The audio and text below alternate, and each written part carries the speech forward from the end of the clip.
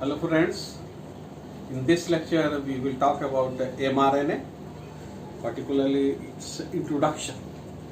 Well, as you know, mRNA is a type of RNA and it carries genetic information from DNA for protein synthesis. Okay? When you compare, when you see the quantity of mRNA, it is 3 to 5%, 3%, it ranges from 3% to 5% of cellular RNA. Okay, so obviously it is produced in higher quantity as when you compare to its production with RNA and DNA. You will find that it is produced in higher quantity, but when you see its presence, it is very less, that is 3 to 5%.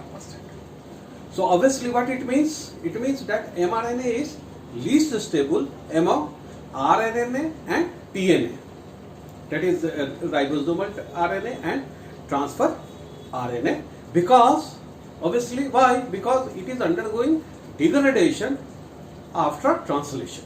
So these are the three lines which makes you clear, that is mRNA is carrier of genetic information from DNA for protein biosynthesis. mRNA accounts for 3 to 5% of total cellular RNA, even though it is produced more or as compared to tRNA and RNA, that is other two types.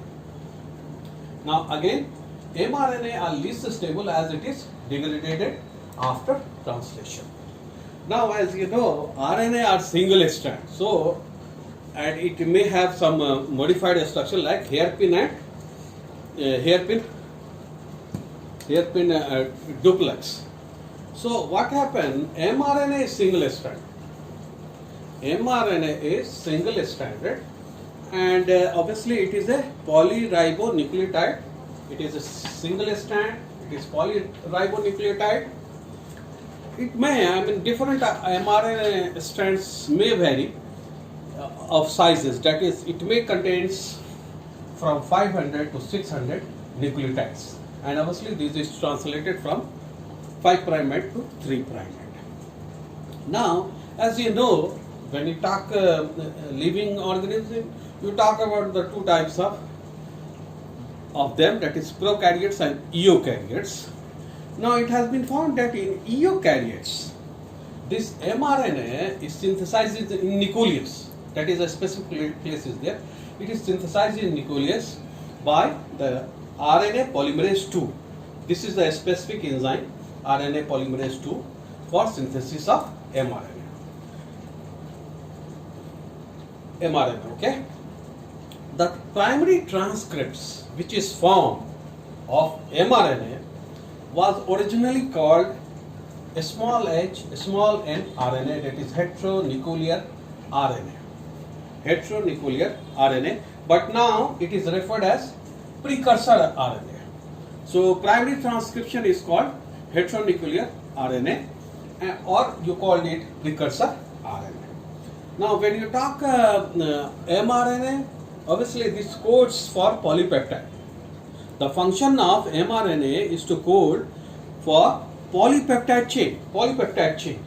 Now it has been found that in prokaryotic mRNA, the prokaryotic mRNA are polycistronic.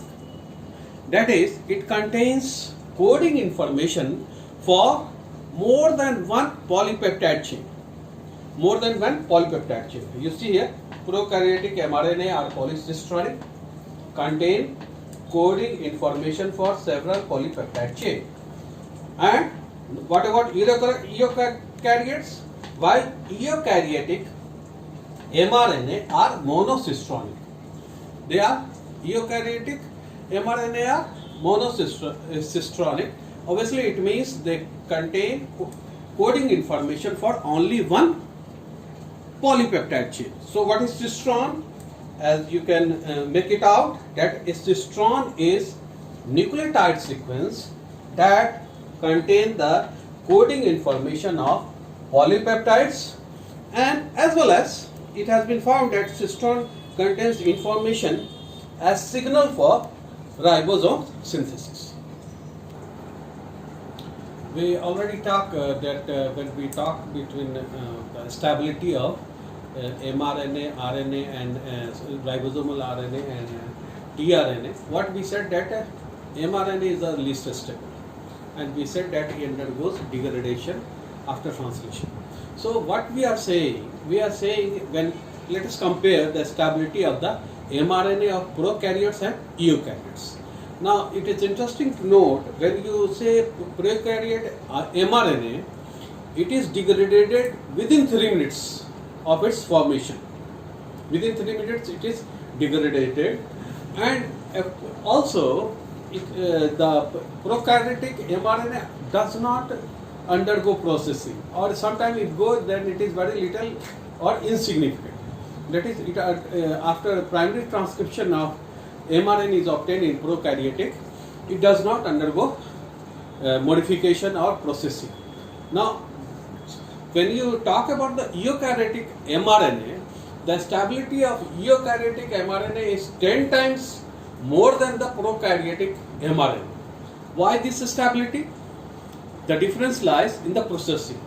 The eukaryotic mRNA undergoes extensive processing, that is modification, both at 5' end and also at 3' end.